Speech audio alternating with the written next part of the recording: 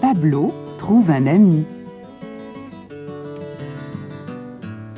Jean et Marie d'Este, les propriétaires du manège de la Pommeraye, viennent d'acheter un poney, Tambourin. Il voyage vers sa nouvelle maison dans un fourgon à chevaux. Mais au bout d'un moment, il s'énerve et se met à s'agiter. La conduite devient dangereuse et Jean doit s'arrêter au bord de la route.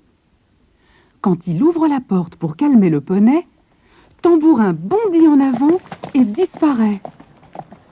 Marie voudrait le chercher, mais Jean lui dit « C'est inutile, il fait nuit, nous ne le retrouverons pas maintenant. Il vaut mieux revenir demain. » Tout d'abord, Tambourin n'a qu'une idée, s'éloigner le plus possible du fourgon. Et il part au galop sur la route. Mais bientôt, il ralentit et se met à avoir peur. Il est fatigué, tout seul, et regrette son écurie bien tiède. Il se couche le long d'une haie et s'endort. Et il dort encore lorsque le lendemain matin, Pablo passe par là pour aller à l'école. Pablo est un petit gitan. Il a des cheveux bruns bouclés et des yeux noirs, très brillants. Et justement, ce qu'il aime le plus au monde, ce sont les chevaux. Son père n'en a plus, malheureusement. Mais Pablo, en vrai gitan, les connaît d'instinct. « Oh là !» chuchote-t-il en caressant le poney. « N'aie pas peur. » Tambourin n'a pas peur du tout, mais comme il a froid. « Mon pauvre poney, dit Pablo. Oh, tant pis pour l'école. Le mieux est que je t'emmène tout de suite chez grand-mère. » Tambourin le suit sans crainte jusqu'au campement des gitans qui se trouve sur un terrain plein de vieilles voitures. Au milieu de ce fouillis, une roulotte en bois, peinte de couleurs vives, est installée. Pablo frappe à la porte et sa grand-mère ouvre. « Qu'est-ce que c'est que ce poney ?» demande-t-elle en voyant Tambourin. « Je l'ai trouvé sur la route du village.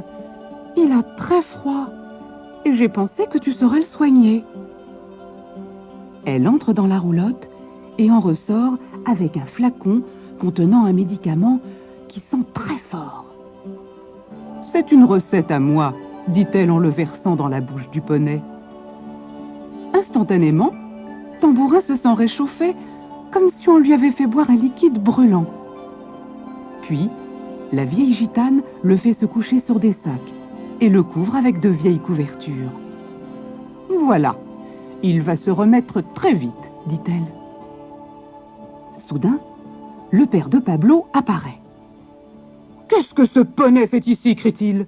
« Tu ne sais donc pas que c'est un crime de voler les chevaux ?»« Mais je ne l'ai pas volé, je l'ai trouvé. »« Alors, il faut tout de suite l'emmener au commissariat. Ils s'en occuperont et rechercheront le propriétaire.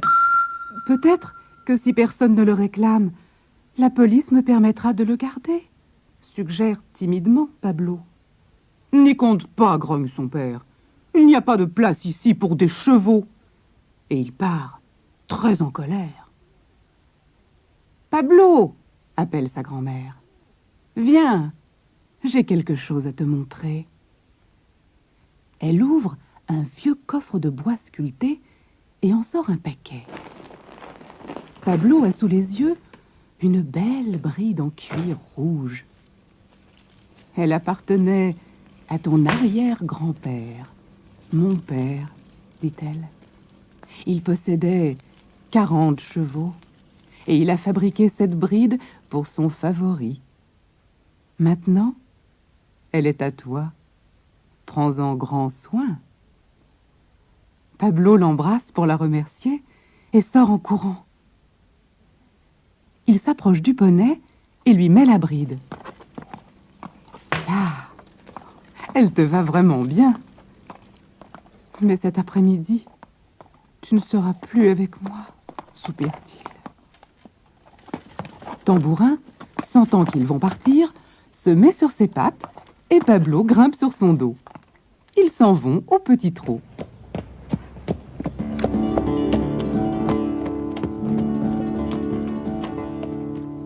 Tambourin est ravi d'aller se promener avec le petit gitan. Heureux, il s'élance à travers les prés couverts de bruyère. Pablo est léger comme une plume sur son dos. Il galope vers un petit mur de pierre sur la colline. Tambourin ralentit et se prépare à sauter. « Hop là !» crie Pablo pour l'encourager. Et Tambourin saute. Mais de l'autre côté du mur, il n'y a que la pente raide d'une carrière inondée. Tambourin est soudain paralysé par la peur. La terre se dérobe sous ses sabots et il glisse lentement vers l'eau. Pablo saute et Tambourin tombe dans l'eau boueuse. L'eau doit être profonde. Il va sûrement se noyer, pense Pablo angoissé. Mais Tambourin se débat et arrive à se hisser sur le bord du bassin. Pablo court jusqu'en bas de la carrière afin d'attraper la bride de Tambourin pour le retenir. La pente est trop raide pour le poney. « Reste tranquille, tout se passera bien. Ne bouge pas, on va venir nous aider, » lui chuchote-t-il. Mais il se trompe. Aucune aide n'arrive. Et pendant des heures, il reste là. Pablo crie jusqu'à en perdre la voix, mais personne ne l'entend. Le jour commence à tomber, quand soudain, un chien aboie. Pablo l'aperçoit au-dessus d'eux et lui crie « Va chercher ton maître, va !» Le grand chien noir disparaît et revient presque aussitôt avec son maître. « Nous allons te sortir de là, mon petit, » crie l'homme. « Ne t'inquiète pas. » Une demi-heure plus tard, l'hélicoptère des gendarmes arrive au-dessus de la carrière. Un sauveteur descend avec une corde spéciale qu'il attache autour de Tambourin. Puis l'hélicoptère s'élève en soulevant le poney qui se balance au bout de la corde. Tambourin, effrayé, monte dans les airs en fixant Pablo resté en bas. Puis, on le pose sur la terre ferme en haut de la carrière. Pablo, sans attendre que l'hélicoptère revienne le chercher, a déjà escaladé la carrière. Il est impatient de savoir si Tambourin est sain et sauf. On les emmène alors au commissariat, où tout le monde les attend. Le père de Pablo, sa grand-mère, et aussi Jean et Marie d'Estée, qui ont perdu leur poney depuis la veille et sont très inquiets. « Je le ramenais au commissariat quand nous sommes tombés dans la carrière », leur raconte Pablo.